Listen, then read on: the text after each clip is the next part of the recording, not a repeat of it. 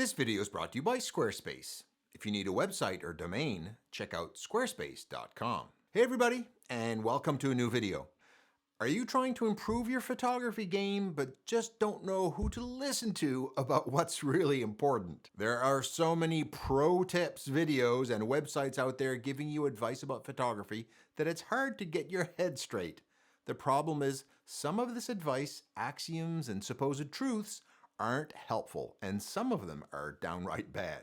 In this video, I'll dispel some of these unhelpful myths so that you don't waste your precious time pursuing something that's not really important. If you stay till the end, I'll share the myth I went against to get this and this. My name is Simon D'Entremont, and I'm a professional nature and wildlife photographer living in Eastern Canada.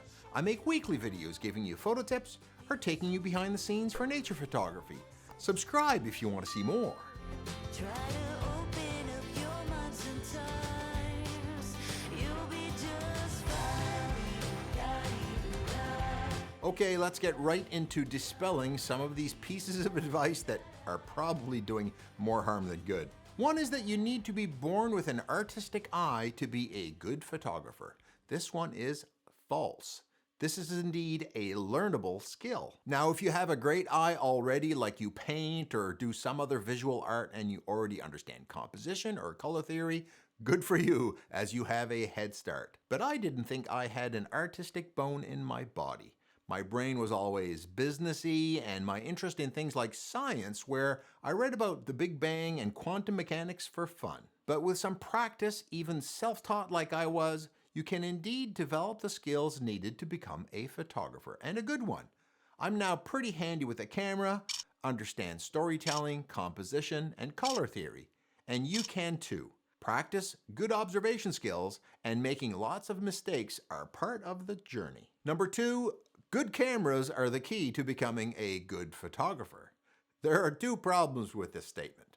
1, lenses are more important to photography results than a camera.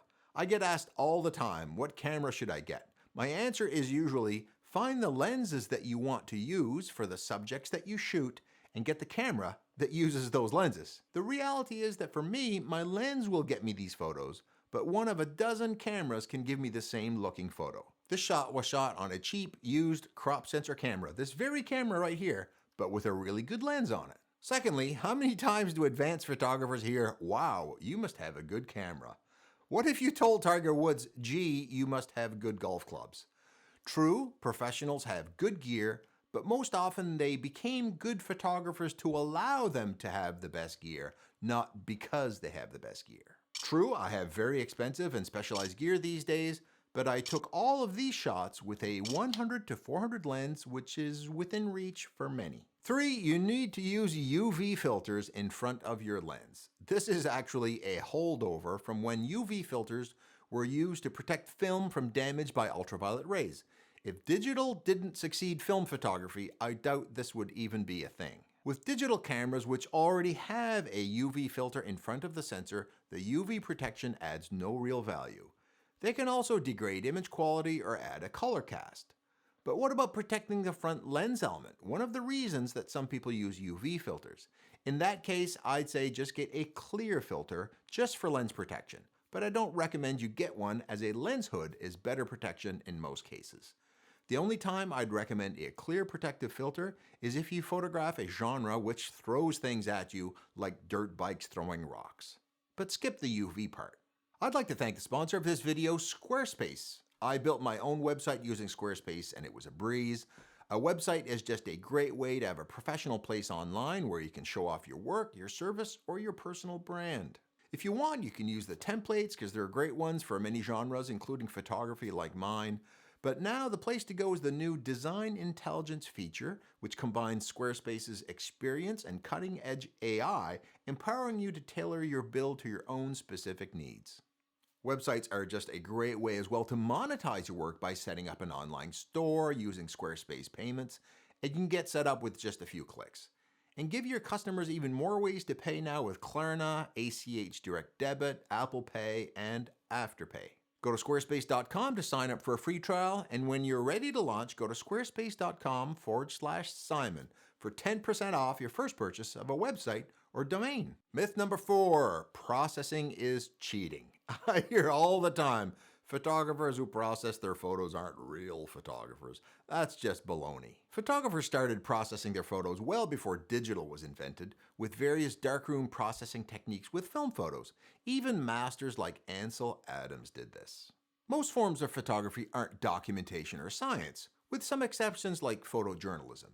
Most photography is art, and as artists, they can do whatever they want to. And there's no practical way of setting a magical line in the sand that says this much processing is okay and more is too much. Now, that doesn't mean we shouldn't have good ethics and practices about photography and digital art. AI-created works should be labeled as such for transparency, for example. Good photography will always be good photography, whatever road people take in processing. You do what you want. Myth number 5 is that age has something to do with photographic success or failure. What a bunch of bull. I've heard people say things like, you're hiring a 20-year-old? She's only 20, she can't be that good. To, I'm too old to learn digital photography.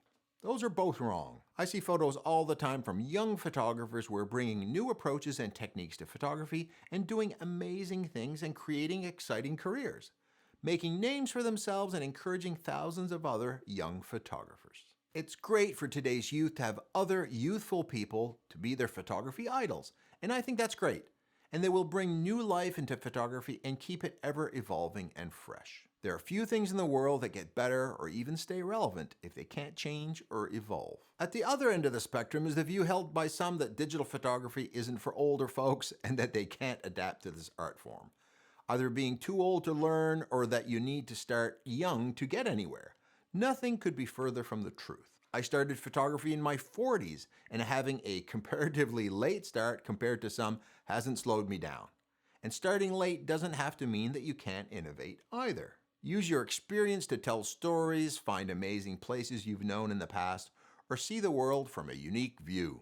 Don't be afraid to start, whatever your age, and bring your knowledge, experience, and innovation to the table.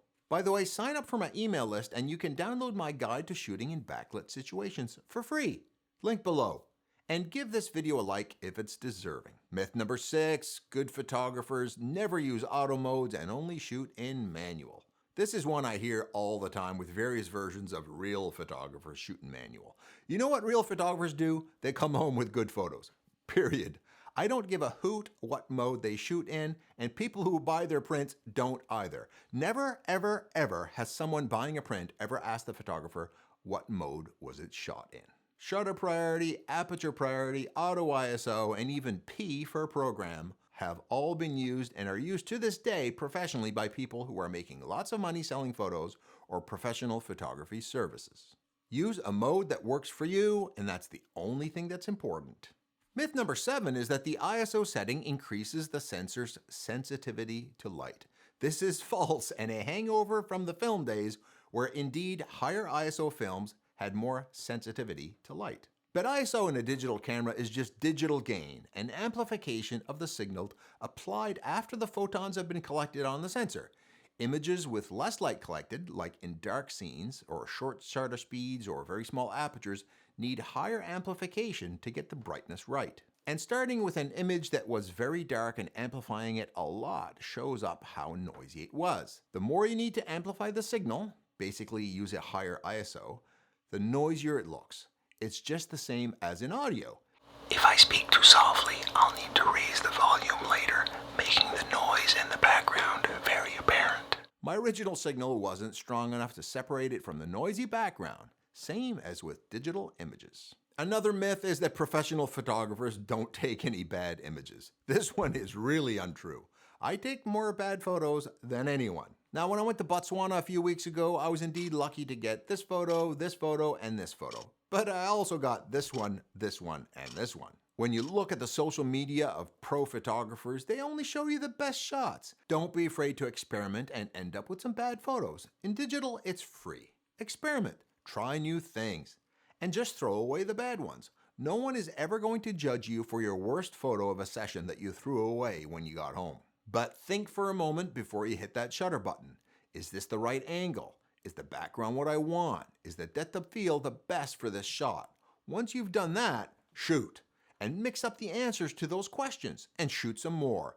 Hit the shutter button a generous amount, but with intention. And I promised you a bonus tip, and that's the myth that full-frame cameras will make you a better photographer, or that you need a full frame to take good photos. This just isn't true. What getting a full-frame camera will give you is the ability to get cleaner images in low light, a thinner depth of field when you get close, and because they're often more expensive and paired with other features, these cameras may have other technologies or things that you want, like weather sealing. But a camera with a larger sensor won't get you up that mountain for a morning shoot, won't place you in front of great wildlife, and won't automatically get itself in the right angle for great composition. That's up to you, the photographer. You can also now get smaller sensor cameras with lots of pro features like full frames. They make small packages for hiking and traveling and can take amazingly clean images at higher ISO these days. I used a crop sensor camera to take these images, and you too can take great images without a full frame camera. For many people, getting a better lens for their existing small sensor camera is a better upgrade than a larger sensor. Use what you've got. If the topic of sensor sizes interests you, I have a whole video on that, which you can see right here. And I hope that you can use this information the next time you go out to take your own unique and amazing photos. I know you can do it. Try to